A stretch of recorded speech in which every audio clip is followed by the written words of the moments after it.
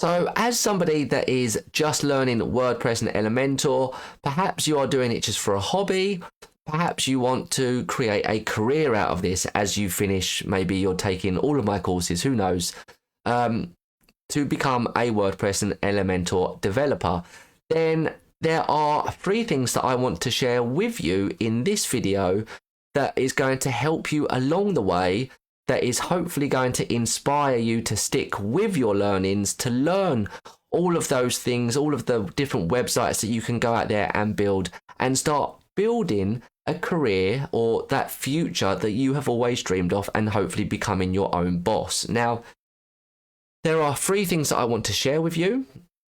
And if you do all of these 3 from today, then I would like to think you are going to have a massive head start on the other people that do not know this. So I don't say that lightly, because these are all things that I wish that I learnt sooner when I was first becoming a freelance developer almost 15 years ago. So let's get started with number 1. So the first thing that you should do if you want to become a WordPress developer is to start getting customers today. Now, you're probably sitting there thinking that you do not have the confidence to do this right now, that you don't have the ability to do this right now. And that may be the case. But at the same time, even when you do have the ability, in your mind, you are still going to doubt yourself. You're still going to question your competence to be able to go out there and actually charge people for a website that you are going to build for them. Because again, I'm going to bang on about mindset and mentality here. And if you have worked with me in any capacity before, you know that I bang on about mindset and mentality probably far more than you care to even listen to. But we often suffer with this thing called imposter syndrome, where we don't think that we have the skills to do or to sell to other people because we don't have enough faith in our ability. And if you have taken all of my courses, you've practiced, you've built different websites before, I guarantee you, you can start charging for your products and services today. If you can build multiple websites, I suggest to you right now, if you've got friends or family or local businesses that don't have a website right now, check on Google Maps or something just around your close vicinity of where you live. See if there's any businesses that don't have a website. Build their website and then go to them and say, hey, look, I've built you this website. Would you like to buy it for $50, $100, $1,000, whatever you want to charge them? You can start charging for your products and services, no problem. So that is how I first got started, by building those websites for local businesses that I would just find on Google Maps. But that came after that mindset where I felt like an imposter. And if I was able to get over that sooner, I believe that I could have started my freelance business probably about 2 years earlier, because in those 2 years, all I was doing was blogging, so just building my own blogs, whereas I had the skills then to be charging, and I would have learned so much in the process of building websites for other people as well, far more than you would do if you're just building it for yourself, because you've actually got somebody there that is that you're building it for. So almost like a boss, if you like. They are your boss, really, your clients. And so it is going to motivate you to go out there and to learn more and to build more than you ever would do if you're doing this for yourself. So tip number 1 is, if you are questioning your ability or don't have the confidence to go out there and start charging, trust me, you probably more than likely already can, and you absolutely should. So that is tip number 1. Tip number 2 is to build social proof. So the most important thing when you are trying to build your own freelancer business, let's say, is to create that social proof around your business that you are able to do what you say you can do.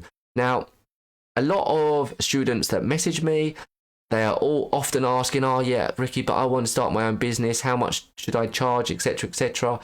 And the reality is that you are only really worth what you have in social proof. So if you have no social proof, no testimonials and no reviews, then you're not really worth anything, because nobody can see firsthand or from, a verified review that you actually can do what you can do. So if you are just starting out, you need to build social proof. And the only way you are going to be able to build social proof at the early stages of your career, of your new freelancer career or agency career or whatever it is that you're trying to do, is to price yourself below market rate. So if you are or have been wondering, how much should I charge for building a 3-page website or a 5-page website or a single-page website?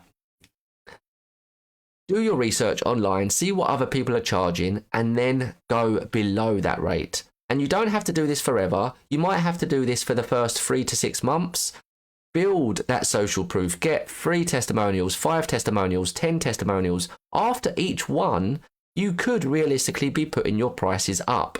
But what I wish I had done earlier on is just stayed rock bottom prices for 3 or 6 months, built maybe 6 websites, 10 websites, got all of those testimonials, and then jumped my prices up, because then I'm actually worth something. People can see that I can do what I say that I can do, and that is going to add value and reassurance to your potential clients. So that is my tip number 2. And the last tip that I have for you is to get to the true source of knowledge. So again, you might have heard me talk about this, but when you are learning, and again, when I was learning, it was such a big thing for me to get, to cut through the noise. There's a lot of YouTube videos and lots of online blogs and stuff where a lot of their advice is often tarnished with an affiliate marketing campaign or something, or they've got an ulterior motive there. So sometimes you do just have to pay to get to that source of knowledge. And that is why you guys are obviously on Udemy, because a lot of the guys on Udemy, including myself, we're just trying to help people along their journeys in whatever it is that they're trying to learn. So the one skill that I think that you should know, or that every freelancer should know if this is something you wanted to get into, is to build a sales funnel.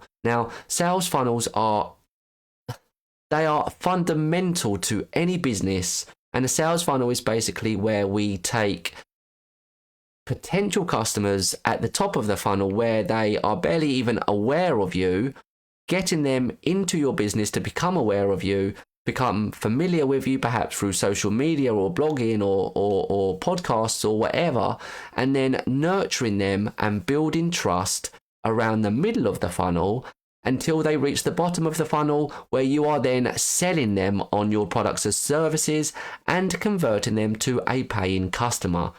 So that whole process of moving someone from that awareness through to the consideration stage, through to the engaged and ready to hand over their cash to you, is going to be foundational to your business if you want to be successful as a freelancer. You are going to have a process where you're getting people in the top and nurturing them through the middle and coming out the bottom as a paying customer. If you don't have that, then where on earth do you think you're going to get your customers from? So learn how to build sales funnels, build your social proof, and price yourself below market rate.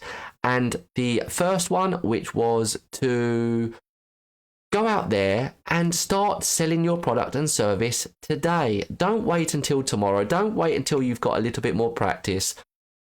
You probably do not need it. So those are my 3 things that you can apply to your business today as you carry on learning all about WordPress and Elementor.